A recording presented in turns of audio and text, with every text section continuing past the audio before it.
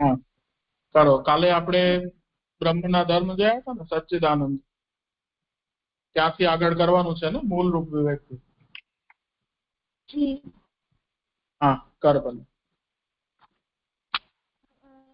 છેલ્લા અધ્યાયમાં સચ્ચિદાનંદ હોવું તે બ્રહ્મનું આગવું સ્વરૂપ છે તે જોયું. એના પછી આવે છે તે જ બ્રહ્મ જગતના સર્જક, પાલક અને સંહારક છે. એટલે એમાં એમ સમજાવે છે કે જે જગત શ્રીલાલન થોડુંક ધીમે ધીમે કર તો બધાને સમજાય. શ્રીલાલન હા,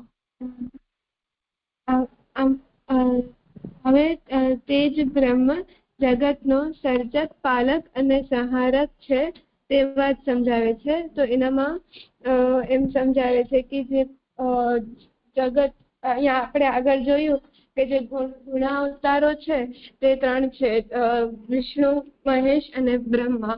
તે બ્રહ્મના છે. તો જેના વડે જગતને મતલબ જગતને ઉત્પત્તિ, સ્થિતિ અને લય કરાવે છે. મતલબ બ્રહ્મના જે ગુણાવતારો છે એમાં જે વિષ્ણુ છે તે જે બ્રહ્મા છે તે રાજસ ગુણના કંટ્રોલર છે, રાજસ ગુણના કંટ્રોલર છે. તો એમણે તે જગતને ઉત્પન્ન કરે છે. પછી જે વિષ્ણુ છે તે સાત્વિક ગુણના કંટ્રોલર છે. તો તે જગતનું પાલન પોષણ કરે છે, મતલબ સ્થિતિ. અને જે શિવ છે તે તામસ ગુણના કંટ્રોલર છે, તે લય કરે છે. તો આ રીતે બ્રહ્મ પોતાના ગુણાવતારથી પૃથ્વીનું, જગતનું ઉત્પત્તિ, સ્થિતિ ને લય કરે છે. ને આ જગતના અભિન્ન નિમિત્તોપાદાન કારણ રૂપ તત્વ બ્રહ્મ કહેવાય છે. અભિન્ન નિમિત્તોપાદાન એટલે કે અભિન્ન નિમિત્તોપાદાન કારણ એટલે કે આમાં 3 શબ્દ છે, અભિન્ન, નિમિત્ત અને ઉપાદાન. એટલે કે લગ્ન કરી શકાય તેવો નિમિત્ત અને ઉપાદાન કારણ. એટલે બ્રહ્મમાંથી જ અહીંયા નિમિત્ત અને ઉપાદાન કારણ આપણે પ્રપંચ વિવેકમાં જોયું હતું, અભિન્ન નિમિત્તોપાદાન. એનો અર્થ એવું થાય છે કે ઉપાદાન અને નિમિત્ત આ બંને કારણ હોય છે. એટલે જેને આપણે કોઝ કહીએ છીએ બનાવવા માટે. તો જે એને આપણે એક્ઝામ્પલથી સમજીએ તો એક માટલું છે, એને બનાવવા માટે જે મીઠી છે એ ઉપાદાન, એટલે એનામાંથી બનશે. અને એના માટે જે જેના થ્રુ એ બનાવશે, ચકરી હોય તેના ઉપર આપણે માટીનું પીંડું આપણે રાખી અને શેપ આપીએ છીએ ઓલા માટલાનો. તો અને લાકડીથી એને ફરાવીએ એ ચકેરીને, વ્હીલને, તો એને આપણે નિમિત્ત કહીશું. તો આ જે જગત છે, જગતનું અને જીવનું જે અભિન્ન નિમિત્તોપાદાન આ જે કારણરૂપ છે તે બ્રહ્મ પોતે જ છે. એટલે મતલબ માટલામાં તો અલગ અલગ દેખાણું, મીઠી અલગ છે અને જે ચકેડો છે તે અલગ છે. પણ જગતમાં એવું નથી. જગતમાં બંને, મતલબ જગત જીવમાં એવું નથી. આમાં બ્રહ્મ પોતે જ બન્યા છે, કેમ કે બધું બ્રહ્મ પોતે જ બન્યા છે. તો આ બ્રહ્મ એટલે બ્રહ્મ અનંત છે અને તેના ગુણધર્મો પણ અનંત છે.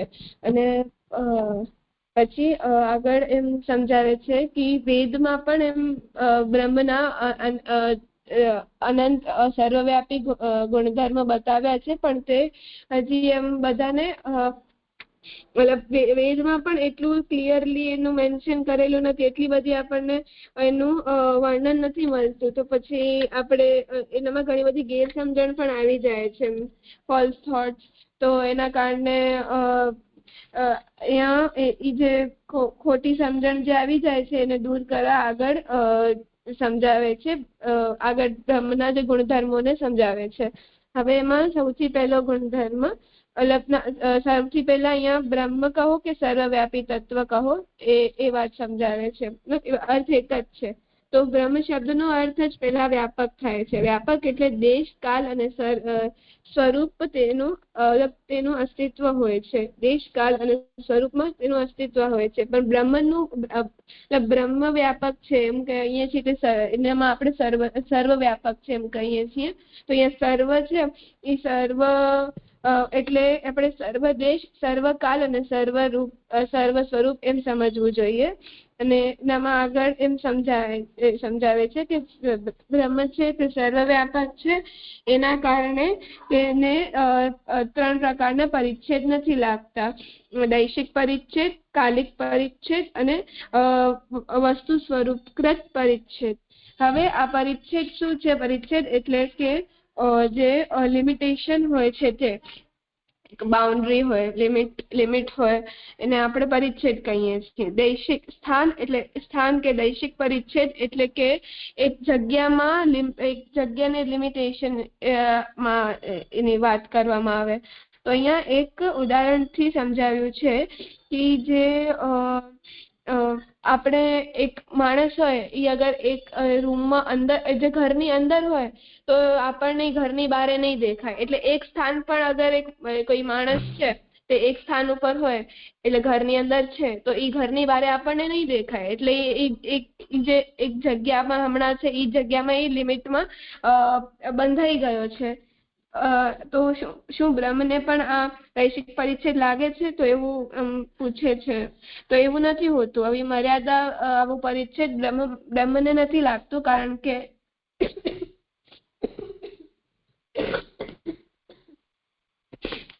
કે જે બ્રહ્મ છે તેનામાંથી જ આ બધું બન્યું છે. તે સર્વવ્યાપી છે. સર્વવ્યાપી છે એટલે સર્વત્ર છે. એટલે જગતમાં રહેલા દરેક વસ્તુ કે વ્યક્તિ નાની મોટી સ્થળની મર્યાદામાં બંધાયેલું હોય છે, પણ સ્થળની મર્યાદાને દૈશિક પરિચ્છેદ કહેવાય છે. પણ આ બ્રહ્મને આ દૈશિક પરિચ્છેદ નડતો નથી, કેમ કે આ બધું જે જગત ને બધું છે તે બ્રહ્મના આધારે જ છે. એટલે એમનામાંથી જ બધું બન્યું છે. એટલે અહીંયા આપણે બ્રહ્મનું સ્થાન જોઈએ તો બ્રહ્મ અગર આપણે છીએ તો ઘરના અંદર હશું તો ઘરના બહાર નહીં હોઈએ, પણ બ્રહ્મ તો ઘરની અંદર પણ હશે, ઘરની બહાર પણ હશે.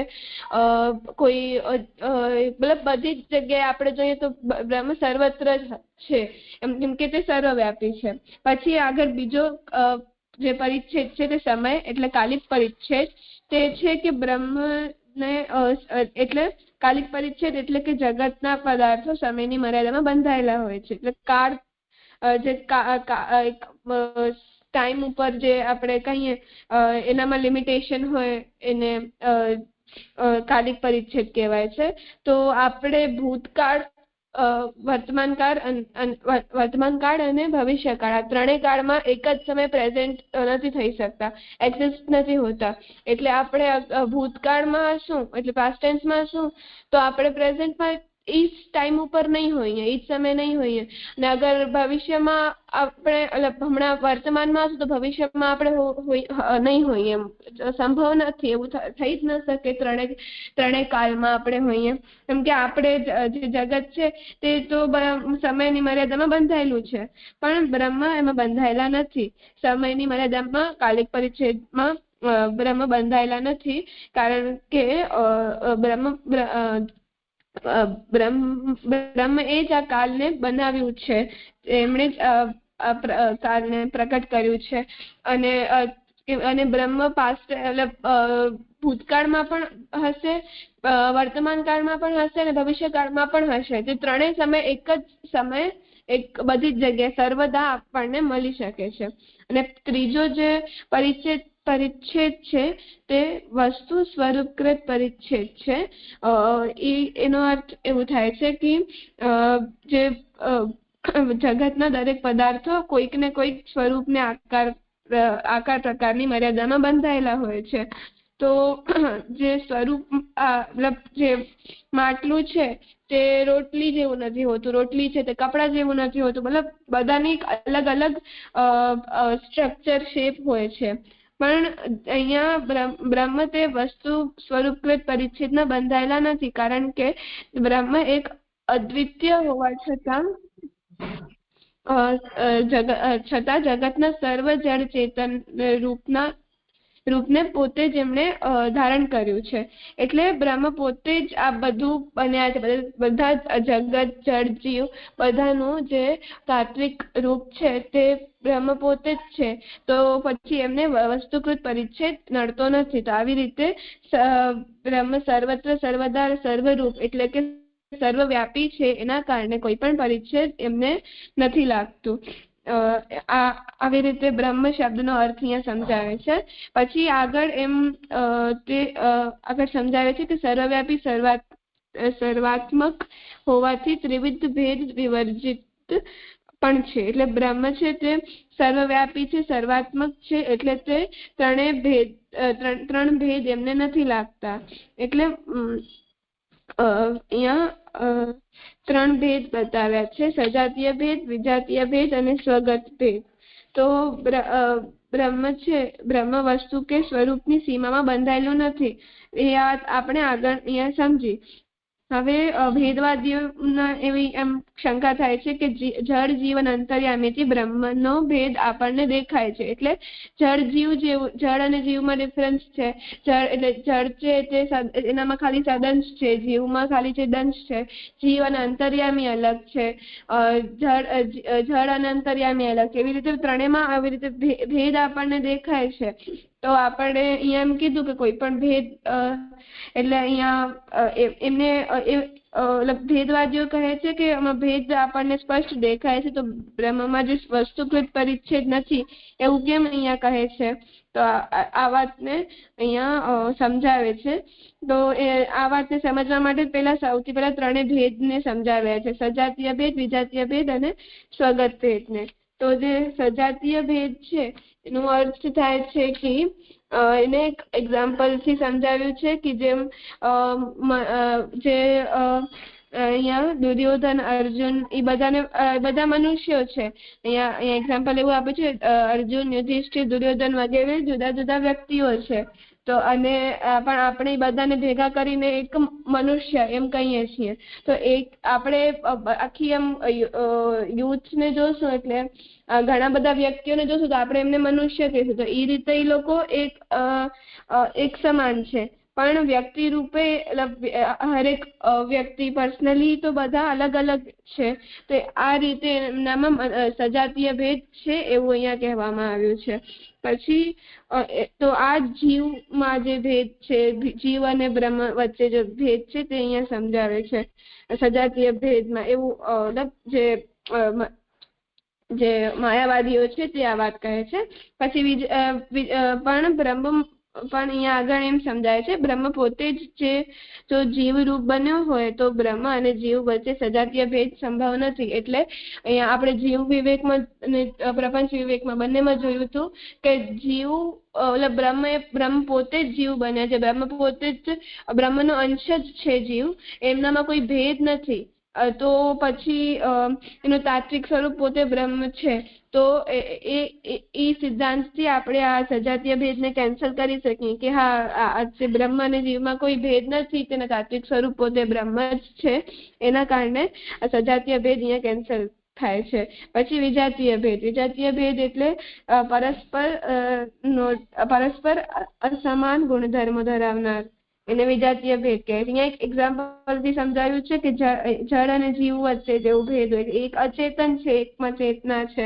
પછી સુખ અને દુઃખ વચ્ચે જે છે એવી રીતે અહીંયા બે ત્રણ એક્ઝામ્પલ આપ્યા છે કે સ્ત્રી, પુરુષ, ગાય, ઘોડો, મનુષ્ય, પશુ એ બધામાં વિજાતીય ભેદ એમ કહ્યા છે. તો જે જળ જગત ને બ્રહ્મથી વિજાતીય માની શકાય છે એવું માયાવાદીઓ કહે છે. પણ આપણે અહીંયા ફરી વાત કહી છે કે તત્વ દૃષ્ટિએ જળ પદાર્થ જ્યારે બ્રહ્મથી વિજાતીય નથી ત્યારે બ્રહ્મ અને જળ વચ્ચે વિજાતીય ભેદ પણ નથી એવું આપણે અહીંયા સમજીએ છીએ. તો જે સજાતીય ભેદ છે તે જીવ અને બ્રહ્મ વચ્ચેનો ભેદ સમજાવે છે. એટલે એ લોકો કહે છે જે કેન્સલ થાય છે કે બ્રહ્મ તાત્વિક સ્વરૂપના કારણે. પછી વિજાતીય ભેદ છે તે જળ અને બ્રહ્મ વચ્ચેનો જે ભેદ છે એવું માયાવાદીઓને લાગે છે તે સમજાવે છે. તો એને તાત્વિક દૃષ્ટિએ બ્રહ્મ પોતે જ બન્યા છે એ વાતથી પણ કેન્સલ થાય છે. પછી આજે હવે અંતર્યામી અને બ્રહ્મ વચ્ચેનો ભેદ સ્વગત ભેદમાં સમજાવે છે. સ્વગત સ્વ એટલે પોતાના અને સ્વગત એટલે કે એના અંદર રહેલો જે એક પ્રકારનો ભેદ. એટલે ભેદ કેવું છે તો એના અંદર જ એના સ્વરૂપમાં જ રહેલો છે. એટલે જે હવે આ સ્વગત ભેદ બ્રહ્મમાં છે કે નહીં તો એ એને અહીંયા મતલબ બ્રહ્મનો સ્વગત કોણ? તો બ્રહ્મનો સ્વગત અંતર્યામી છે, કારણ કે તેમાં સત, ચિત અને આનંદ ગુણ છે. જળ અને જીવ નહીં, કેમ કે એનામાં જળમાં ચિદાનંદ નથી અને જીવમાં આનંદ નથી. તો હવે આનો ભેદ આપણે કેવી રીતે બંને વસ્તુ અલગ અલગ છે તે આપણે વિચારી શકીએ. એટલે સ્વગત છે, સ્વગત ભેદમાં અંતર્યામી અને બ્રહ્મ વચ્ચેનો ભેદ છે એવું ભેદવાદીઓએ સમજાવ્યું છે. એ કેવી રીતે આપણને સમજવું? તો અહીંયા એમ કહે છે કે સ્વગત એ સ્વ એટલે પોતાના અંદર જે થતું ભેદ. તો આપણે આગળ જોયું હતું કે બ્રહ્મ છે તે સચ્ચિદાનંદાત્મક છે. તો અને અહીંયા જે જળ અને જીવ છે એનામાં આનંદ મતલબ જળમાં ચિદાનંદ અને જીવમાં આનંદ ગુણ નથી. એના કારણે આપણે એ બંનેને સ્વગત ભેદમાં નથી લેતા, અંતર્યામીને લઈએ છીએ, કેમ કે એના અંદર સત, ચિત અને આનંદ ત્રણેય ગુણ છે. તો આ સચિત એના કારણે અહીંયા એમ કહે છે કે એના અંદર રહેલું જે ભેદ છે તે અંતર્યામીમાં એને અહીંયા સ્વગત ભેદ કહેવામાં આવ્યું છે. પણ એ પણ અહીંયા કેન્સલ થાય છે એ તત્વદૃષ્ટિના કારણે. કેમ કે તત્વદૃષ્ટિ એ તો જોઈએ તો અંતર્યામી અને બ્રહ્મ વચ્ચે કોઈ પણ પ્રકારનો ભેદ નથી, કારણ કે અંતર્યામી રૂપે પણ બ્રહ્મ પોતે જ પ્રકટ થયા છે. આથી બ્રહ્મ અને અંતર્યામી વચ્ચે સ્વગત ભેદ પણ સંભવ નથી થઈ શકતો.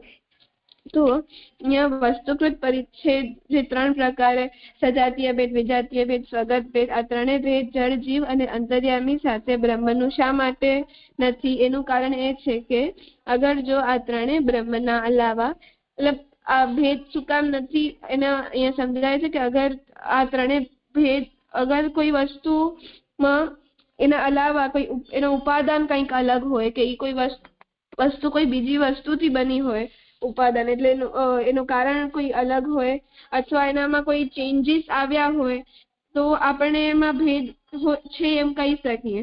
પણ આ બધું બ્રહ્મ પોતે જ બન્યા છે, એનો બધાનું ઉપાદાન બ્રહ્મ પોતે જ છે, તેમાં કોઈ પણ ભેદ નથી. એવું આપણને અહીંયા સમજી શકીએ. કોઈ પણ વસ્તુનો ભેદ બતાવવા એ તેનું સ્વરૂપ ભિન્ન હોવું જોઈએ કે એનું ઉપાદાન અલગ હોવું જોઈએ, ભેદ અગર આપણને બતાવવું હોય. પણ અહીંયા એવું કંઈ છે નહીં કે અંતર્યામી છે તે બધાનું નિયમન કરવા માટે બ્રહ્મે ધારણ કરેલું રૂપ છે સચ્ચિદાનંદ. પછી અને જળ અને જીવમાં પણ તત્વદૃષ્ટિએ જોઈએ તો તે પોતે અંતર્યામી ત્રણેયમાં તત્વદૃષ્ટિએ જોઈએ તો બ્રહ્મ પોતે જ બન્યા છે, ત્રણેયના ઉપાદાન બ્રહ્મ પોતે છે. તો આ ત્રણેય ભેદ લાગુ નથી પડતા. હવે આગળ હવે બીજા અનેક દિવ્ય ગુણધર્મો બ્રહ્મના છે તે આગળ સમજાવે છે. હવે અહીંયા આગળ સૌથી પહેલો ગુણધર્મ સાકાર, બ્રહ્મનો જે ગુણધર્મ પહેલો ગુણધર્મ સાકાર સમજાવે છે. સાકાર એટલે કે અહીંયા વ્યાપક હોવા છતાં બ્રહ્મ સાકાર પણ છે. તો અહીંયા બધાને એવું એમ પ્રશ્ન થાય છે કે બ્રહ્મ તો વ્યાપક છે, એટલે બધી જ જગ્યાએ છે, એટલે એટલા વ્યાપક છે, એટલે બધા સર્વત્ર સર્વદા સર્વરૂપમાં છે કે એને આપણે જોઈ નથી શકતા. તો અને અહીંયા એમ પણ કહે છે કે બ્રહ્મ સાકાર છે. તો આ બંને વાત અહીંયા કેવી રીતે આપણને સમજવી? તો એના માટે આપણે જે ક્વોન્ટમ ફિઝિક્સ નું એક્ઝામ્પલ આપ્યું હતું કે અગર એમાં ક્વોન્ટમ ફિઝિક્સમાં એમ કહે છે કે લાઇટ વેવ્સ પણ એની હોય છે અને એની પાર્ટિકલ્સ પણ હોય છે. જ્યારે આપણે લાઇટને જોઈએ છીએ ત્યારે તે પાર્ટિકલ રૂપમાં હોય એટલે આપણે જોઈ શકીએ છીએ, પણ જ્યારે આપણે આંખ બંધ કરી નાખીએ કે આપણે નથી જોતા તો ત્યારે તે વેવ્સ ફોર્મમાં હોય છે. તો આ રીતે લાઇટ બંને રૂપમાં થઈ. પછી અહીંયા પણ ધ્વનિના એક્ઝામ્પલથી સમજાવ્યું છે. ધ્વનિના તરંગો શબ્દના રૂપમાં સાકાર પણ બની જતા હોય છે, અને ધ્વનિના તરંગોની જ માફક અને મતલબ રેડિયો થ્રુ આપણે એને સાંભળી શકીએ છીએ, અને એમ તો તે બહુ જ સ્પીડમાં પણ હોય છે. તો આવી રીતે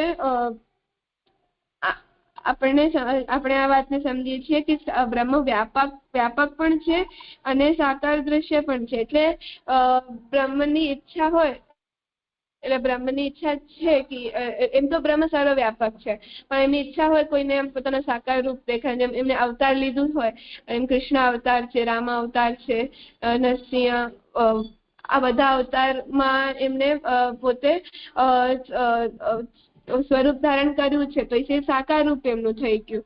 તો આ રીતે બ્રહ્મ વ્યાપક પણ છે અને સાકાર પણ છે. હવે આ જે સાકાર જે ગુણધર્મ છે એને વ્યાપકતાને ઐશ્વર્ય કહેવામાં આવ્યું છે ગુણધર્મ. બીજું અવ્યય એટલે કે બ્રહ્મના ઉત્પત્તિ નાશ, અવ્યય એટલે અવિનાશી, એટલે બ્રહ્મના ઉત્પત્તિ નાશ થતા નથી. પેલા એમ સમજાય છે કે બ્રહ્મનો ના ઉત્પત્તિ થાય છે ને તેનો નાશ થાય છે, તો તે સનાતન અવિનાશી તત્વ છે. હવે અહીંયા એમ સમજાવે છે કે જ્યારે જળ જીવ વગેરે અનેક રૂપોને ધારણ કરેલું હોવા છતાં બ્રહ્મ એમાં કોઈ પણ વિકાર નથી આવતો. એટલે એને આપણે એક એક્ઝામ્પલ થી સમજ્યા હતા કે આપણે રોટલી બનાવીએ તો એનો આપણે જે લોટ બાંધીએ તો આપણે એનામાંથી એમ એના લુવા કાઢી અને એના પૂડી વૂડી કે જે બનાવતા હોઈએ રોટલી બનાવીએ તો એના એ જે લોટ છે તે પૂરો થતો આવે, જેમ જેમ આપણે પૂડીને રોટલીને બનાવતા આવીએ. તો શું બ્રહ્મને આપણે તે લોટની સમાન સમજવાનું છે કે આ બ્રહ્મ માંથી આમ અલગ અલગ બધી વસ્તુ બને છે, એટલે જળ બન્યા, પછી એમાંથી બ્રહ્મના એક અંશથી જળ બન્યા, પછી જીવ બન્યું, તો શું બ્રહ્મ અહીંયા બ્રહ્મમાં કઈ આમ પૂરું થઈ ગયું બ્રહ્મ એવું કઈ આપણને સમજવાનું? તો અહીંયા એમ સમજાવે છે કે બ્રહ્મનો ઉત્પત્તિ ને નાશ નથી થતું, એ કારણે તે અવિનાશી છે, સનાતન છે. એટલે ભલે ને બ્રહ્મમાંથી જળ અને જીવ અંતર્યામી આ બન્યું છે, એટલે બ્રહ્મ પોતે જ બન્યા છે, આપણે એમ કેવું બ્રહ્મ પોતે જ આ બધું બન્યા છે, તો પણ તે એટલા ને એટલા જ છે જેમ જેટલા પેલા હતા. એટલે સર્વવ્યાપી છે, વ્યાપક છે, અને એમાં કોઈ પણ વિકાર આવતું નથી. અને ઉત્પત્તિ અને નાશ અને આપણે એમ સમજી શકીએ કે અગર કોઈ વસ્તુની ઉત્પત્તિ થાય તો આપણે તેનો નાશ વિચારી શકીએ, અને કોઈ એમ કે આપણે કોઈ ઘઉં કે એના છોડ આપણે ઉગતા જોયા તો આપણે એનો આમ વિચારી શકીએ કે આગળ જતા સુકાઈ જઈને તે નાશ પામી શકે છે. અને કોઈ પણ વસ્તુના આપણે નાશ થતા જોયું કોઈ તો આપણે એની ઉત્પત્તિ પણ વિચારી શકીએ છીએ. પણ બ્રહ્મની ના ઉત્પત્તિ થાય છે ને નાશ થાય છે, તે સનાતન છે, હંમેશા રહે છે. અને આ જે અવ્યય જે ગુણધર્મ છે એને જે વીર્ય સામર્થ્ય કહેવામાં આવ્યું છે, વીર્ય ગુણ કહેવામાં આવ્યું છે કે અવિનાશી હોવું તે જ વીર્યવાન કે સામર્થ્યશાળી હોવું કહેવાય છે. હવે આગળ સર્વ સામર્થ્ય આ ગુણધર્મ સમજાવે છે બ્રહ્મનો.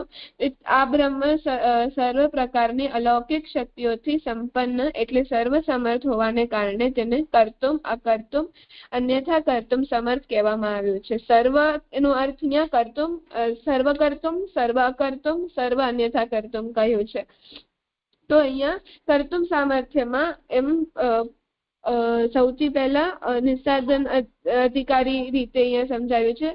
એટલે જે જીવો જપ તપ યજ્ઞ ધ્યાન યમ નિયમ વગેરે શાસ્ત્રમાં જે સાધન બતાવ્યા છે અને એનાથી જેમને ઉત્તમ ફળ મળતું હોય, એવા જે એટલો જે ઉત્તમ ફળ મળતો એનાથી પણ વધારે ઉત્તમ ફળ, એટલે સાધન વગર જે જીવને પ્રભુને દેવું હોય પ્રભુ તેને આપે છે, એવો ઉત્તમ ફળ એને અહીંયા નિસ્સાધન અધિકારી રીતે કહ્યું છે કે જે નિસ્સાધન છે, એટલે આ જે સાધન અહીંયા બતાવે છે એ નથી કરતા તો પણ એને એટલું પ્રભુ કૃપાથી, એટલે પ્રભુ કર્તુમ સામર્થ્ય એટલે પ્રભુને કરવું છે તે સામર્થ્યથી, એટલે એમને આપવું છે તો ત્યાં એમને આપ્યું એમ.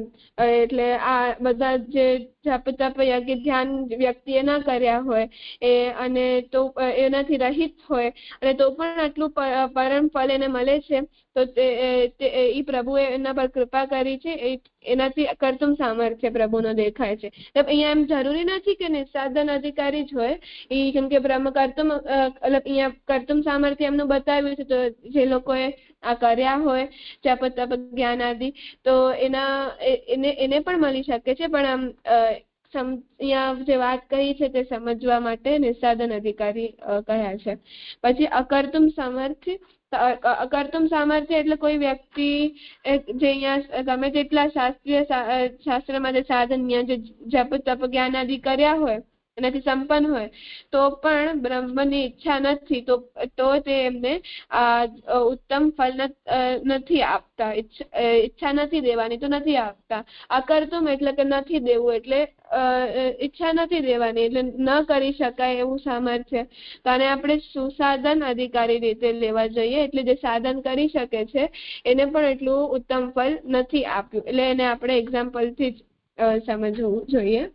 પછી અન્યથા કર્તુમ સામર્થ્ય એટલે ભગવત ચરિત્રનું અવલોકનથી એવું પણ જોવામાં આવે છે કે લોકોએ ભગવાન પ્રત્યે કામ, ક્રોધ, લોભ, મોહ જેવા શાસ્ત્ર નિશ્ચિત ભાવો રાખ્યા હતા તેવા દુષ્ટ સાધન કુબ્જા, પૂતના, કંસ, શિશુપાલ વગેરેને પણ ઉદ્ધાર ભગવાને કર્યો હતો. આ બ્રહ્મનું અન્યથા કર્તુમ સામર્થ્ય છે. અન્યથા કર્તુમ એટલે કે એ રીતે નહીં પણ બીજી રીતે, એટલે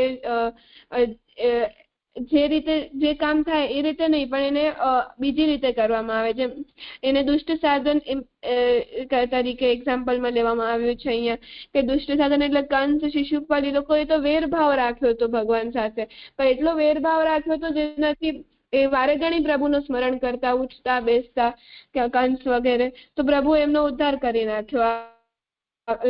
એટલે એમ પ્રભુ એને સારો જીવ બનાવીને, દૈવી જીવ બનાવીને અને પૂજા, મર્યાદા કે ભક્તિ માર્ગ દ્વારા પણ એને આવું મોક્ષ પ્રદાન કરી શકતા હતા, ઉદ્ધાર કરી શકતા હતા. પણ પ્રભુએ એમને પોતાથી મતલબ પોતા વડે વેર કરાવી અને પછી એનામાં આવું એમનો ઉદ્ધાર કર્યો. અને એ તો આવા બ્રહ્મનું જે સામર્થ્ય ને અન્યથા કર્તુમ સામર્થ્ય કહેવાય છે. એટલે આ ત્રણેય સામર્થ્ય ને ભેગા સર્વ સામર્થ્ય કહે છે. અન્યથા કર્તુમ માટે 84 વૈષ્ણવમાં પણ એક વાર્તાજી કુંભદાસજીની આવે છે કે આમ વાળી કે એમની ઈચ્છા થઈ, એમને એક સુંદર આમ દેખાણા તો એમને કહી દીધું કે ગોવર્ધનનાથજીને આવા આમ આરોગવા જોઈએ. તો ગોવર્ધનનાથજી આવીને આરોગી પણ ગયા. અને પછી એમણે એ જે આમ મારા બે બ્રાહ્મણ અને કોઈ રાજા જે અંગીકાર એ લોકો ભગવદીય પણ નતા, એમના થ્રુ એમના સપનામાં એમને વેચ્યા આંબા. અને પછી એમના સપનામાં ગોવર્ધનનાથજી આવ્યા અને એમને આજ્ઞા કરી કે તમે મને આ આંબા આપો અને તમે શરણ પણ આવો. તો આવી રીતે ખૂબ ફરાવીને પ્રભુએ એ આંબાને આરોગ્યા. એમાં ભક્તની મહિમા પણ કહેવામાં આવી છે ને પ્રભુનો અકર્તુમ સામર્થ્ય પણ અન્યથા કર્તુમ સામર્થ્ય પણ બતાવ્યું છે. હવે અને આ જે સર્વ સમર્થ જે ગુણ છે પ્રભુનો એને જ યશ ગુણ કહેવામાં આવ્યું છે. પછી સ્વતંત્ર એટલે કે અપરિમિત જ્ઞાન શક્તિ અને અપરિમિત ક્રિયા શક્તિ જેમનામાં હોય અને તે સ્વતંત્ર છે. એટલે અહીંયા એક્ઝામ્પલ આપ્યું છે કે જે અપરિમિત જ્ઞાન એટલે પંડિત વગેરે હોય તેમાં ઘણું બધું જ્ઞાન હોય પણ તેમનામાં શક્તિ નથી હોતી એવી ક્રિયા શક્તિ, કેમ કે તે લોકો રાજાના અંડરમાં કામ કરતા હોય તો એ લોકોમાં એટલી શક્તિ નથી હોતી કે તે પોતાનું જ્ઞાન ઉપર એમ પોતે બધું કરી શકે ને રાજાની ને એની અંડરમાં રહેવું પડે છે. અને અપરિમિત ક્રિયા શક્તિ, તેને મજૂરનું એક્ઝામ્પલ લીધું હતું કે કોઈ મજદૂર વગેરે હોય છે તે લોકોમાં ઘણો બલ હોય છે, તે ઘણો આમ ભારી સામાન લઈને ઘણું સામર્થ્ય હોય છે, ઘણી વાર સુધી કામ કરી શકે છે, પણ તે લોકોમાં બુદ્ધિ જ્ઞાન એટલું હોતું નથી. પણ એટલે તે લોકો અહીંયા પંડિત અને અહીંયા મજૂર આ બંને સ્વતંત્ર નથી કે કોઈકમાં જ્ઞાન શક્તિ નથી, કોઈકમાં ક્રિયા શક્તિ નથી, પણ બ્રહ્મમાં બંને છે. અપરિમિત જ્ઞાન શક્તિ પણ છે, અપરિમિત ક્રિયા શક્તિ પણ છે. તેથી તેમને સ્વતંત્ર કહેવામાં આવ્યું છે. અને આ જ બ્રહ્મના ગુણને શ્રી શોભા કહેવામાં આવ્યું છે. પછી સર્વેશ્વર એટલે સ્વતંત્ર હોવાને કારણે પણ બ્રહ્મ ઉપર માયા વગેરે કોઈ પણ એમ માયા વગેરે કઈ પણ એનું પ્રભાવ નથી થતું, બલકી માયા પોતે બ્રહ્મના વશમાં આવી જાય છે. આથી એટલે બ્રહ્મને સર્વેશ્વર કહેવામાં આવ્યું છે. અને આ સર્વેશ્વર ગુણને જ બ્રહ્મના સર્વેશ્વર ગુણને જ સર્વજ્ઞ ગુણને જ્ઞાન કહેવામાં આગળ બ્રહ્મનું સર્વજ્ઞ ગુણ કહેવામાં આવે છે. સર્વજ્ઞ એટલે બ્રહ્મ જો સર્વત્ર સર્વદા અને સર્વ વસ્તુમાં વ્યાપ્ત હોય છે તો એવી કોઈ બાબત થઈ જ નથી શકતી કે જે બ્રહ્મને ન ખબર હોય, એમને જાણ ન હોય એવી કોઈ વસ્તુ જ નથી. એટલે બ્રહ્મ સર્વજ્ઞ છે ને આ સર્વજ્ઞાતાને જ બ્રહ્મના જ્ઞાન ગુણ કહેવામાં આવ્યું છે. અને નિર્ગુણ એટલે બ્રહ્મ અપ્રાકૃત અલૌકિક અનંત ગુણોથી સંપન્ન હોવા છતાં પ્રાકૃત લૌકિક સર્વ ગુણોથી રહિત છે. આ કારણે બ્રહ્મને નિર્ગુણ અને નિર્ધર્મક પણ કહેવામાં આવે છે. તે પ્રાકૃત ગુણોથી રહિત હોવાથી એમને વૈરાગ્ય ગુણ, એમનો આ જે નિર્ગુણ છે તેને વૈરાગ્ય ગુણ કહેવામાં આવ્યો છે.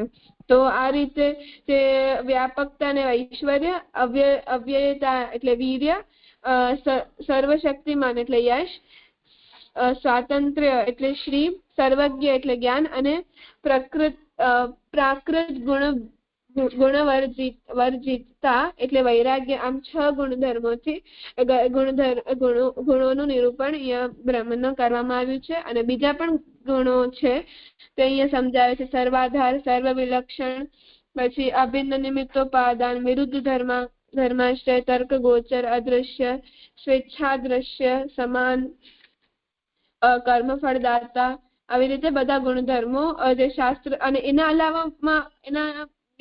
અલાવા પણ બીજા શાસ્ત્ર અને વેદ ઉપનિષદમાં કયા છે એ અહીંયા એનું નિરૂપણ નથી, પણ હા એના અલાવા પણ બીજા વગેરે વગેરે છે. આના કરતા પણ બીજા પણ છે. હવે પરબ્રહ્મ શ્રી કૃષ્ણ. તો ઉપનિષદમાં જેમને બ્રહ્મ, પરબ્રહ્મ, આત્મા, સત્ય, રસ, આનંદ, અનંત, ભૂમા કે નારાયણ વગેરે કહે છે. અને તે શ્રી કૃષ્ણ છે. તે જ પ્રમાણે પુરાણોમાં જેમને ભગવાન કહે છે અથવા તો સ્મૃતિઓમાં પુરુષોત્તમ કે પરમાત્મા કે પરમેશ્વર કહે છે, તે પણ શ્રી કૃષ્ણ છે. આથી પૂર્વોક્ત બધા અલૌકિક ગુણો પરબ્રહ્મ શ્રી કૃષ્ણના જ છે તેમ આપણને સમજવું જોઈએ. હવે અહીંયા પરબ્રહ્મ અને અક્ષર બ્રહ્મ આ બે વાત આવે છે. પરબ્રહ્મ જી હવે આનું નિરૂપણ હવે આપણે કાલે કરીએ. સમય થયો છે આજે, તો આજનો ક્રમ આપણે અહીંયા રાખીએ. જી લાલન, પ્રણામ લાલન.